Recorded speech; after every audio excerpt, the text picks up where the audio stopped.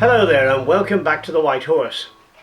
I'm Peter Spoerer and today we are going to radio control an 8F. Not just one, we're going to radio control 4. I'm going to be showing you the stage by stage radio controlling. The first stage is to remove the body, of course, that's dead simple. And then we fit the motor plug wire. The first thing we got to do is to do what's called a first systems check. These are the radio controller components that are going to fit inside the body of the 8F. There's the battery, of course, with its fuse, and that's connected to the on-off switch and charging socket frame, which is mounted just behind the smoke box door. The power then goes back to the radio control equipment, and this is a little L frame which is going to fit inside the smoke box area. This contains the Omni receiver, the sound card, and here in the bottom the speed controller, a Viper 10. Here's the speaker. So we're just going to plug these together to the chassis with the plug and play systems. Turn on the transmitter and turn on the system. And now if I turn the regulator,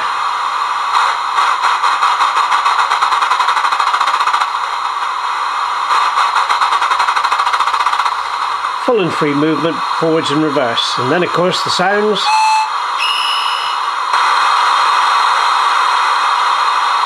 of the whistle, guards whistle and safety valve.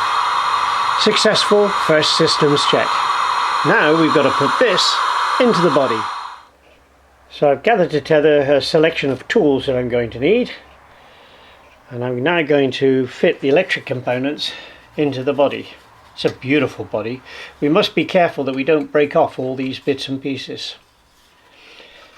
This is the tray I'm going to be employing, and with using a piece of foam, and if I push down like that, it makes it nice and secure. Now this is the switch frame, and I've got to mount it down inside here, inside the smoke box. On the underside of the smoke box are 4 screws. I've got to remove this one here.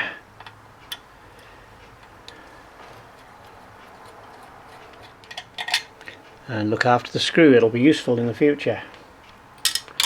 Now I've got to drill a 3mm hole down here and also countersink the hole for the 3mm screw I'm going to be employing. So here we go. Through the first and then the second layer. That's a 3mm hole. Next I take a 6mm drill bit and I do a countersink. There we go. So the 3mm screw drops into there and is as flush as all the other screws. And I'm going to fit the battery along with the switch frame into the boiler. But as an aid to getting these wires down, I'm just taking the plug off the switch frame and sticking it to the end of the battery pack. It'll then arrive down in the firebox. Plug the switch frame to the battery and we're ready to install. So here we go, fuse first, then it plugs, and slide the battery in. We won't put the switch frame in just yet. Draw the fuse into the firebox area, and then with the aid of your fingers just lift the battery just slightly into the smoke box area. This gives you the room to work at the front. Now we can pop the 3mm countersink screw in there. You can see the securing screw just jutting down there. If I take hold of the switch with a flat nose pair of pliers, I can feed it into the boiler. And now by carefully dickering around, I can locate the screw in the frame and screw it up tight.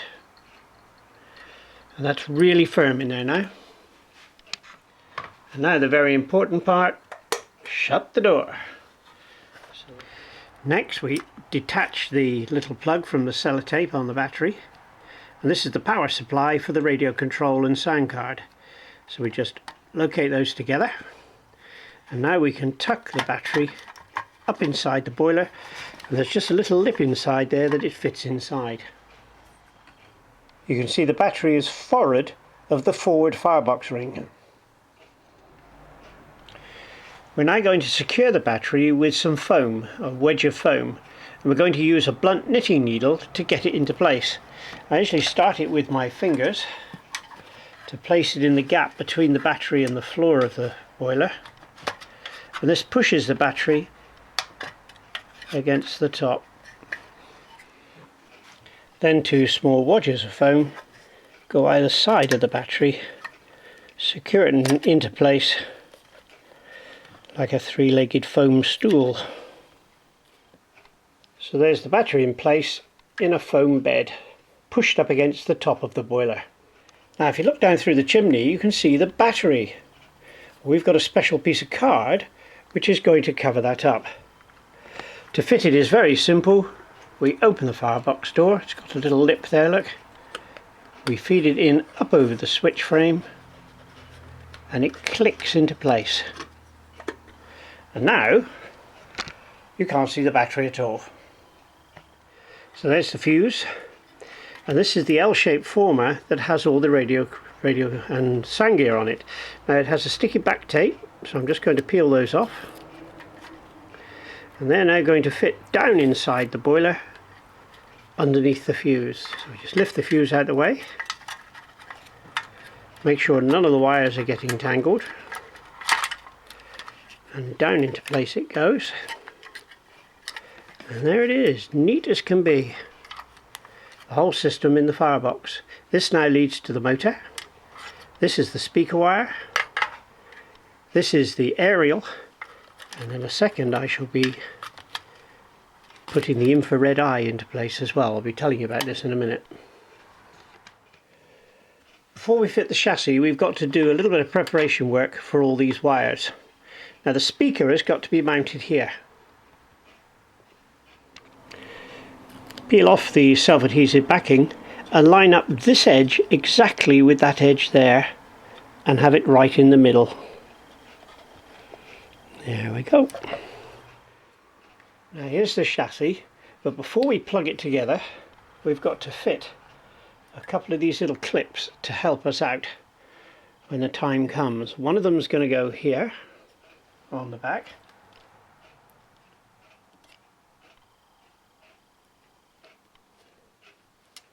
and the other goes down inside here. Down inside the chassis there's this cross member, and we've got to stick one of these wire clips there. Just push it into place. These are so sticky they never come away again. So we've got to connect the motor plug wires together.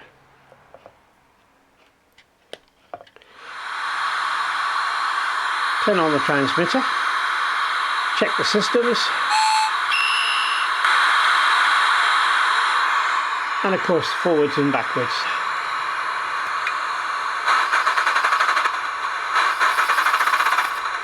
The chassis is ready to fit. Now when you're fitting a chassis to a body which has sound, there's a lot more wires, and two of them have got to come up through the chassis so that they can gain access to the outside world, and that's namely the infrared eye to control the sound card, and of course the aerial from the radio control. Gently position all the other things down out the way and slowly feed it down onto the loco, and if you put the speaker in the right place it should all fit together just like that. There's the speaker nicely nestled between the two steam chests, issuing the sound just where it's supposed to come from. Now you fitted a little wire clip earlier, and with the aid of a pair of tweezers we can now bend the ends over, securing the wires nicely into place. At the cab end we've got the infrared eye, and we've also got the aerial to deal with. The infrared eye we can lay in the bottom of this clip. Just fold one of them over. The aerial, well, there's a very nice little gap in between the brake rods there, and we're able to put that through, come around, do it again,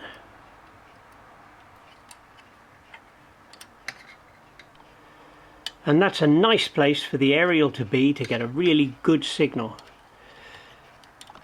Put it down into the clip and hold it nicely into place. So there's the aerial and the infrared eye neatly tacked underneath the cab. So let's refit the front chassis screws. I'm using a magnetic screwdriver. It helps enormously. Now the two rear screws that are mounted under the cab.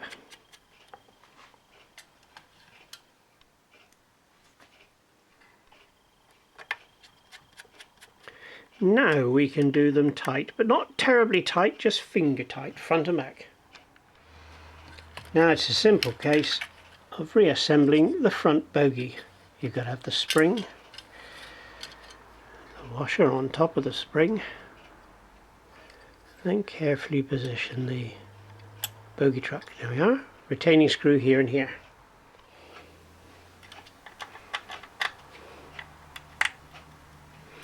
Good. Front bogie on.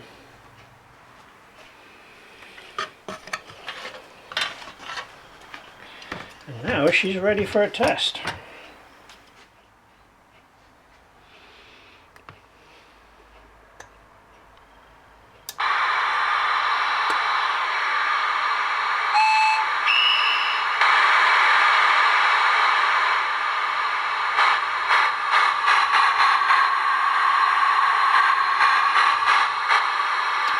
Okay, now she's ready for transfers.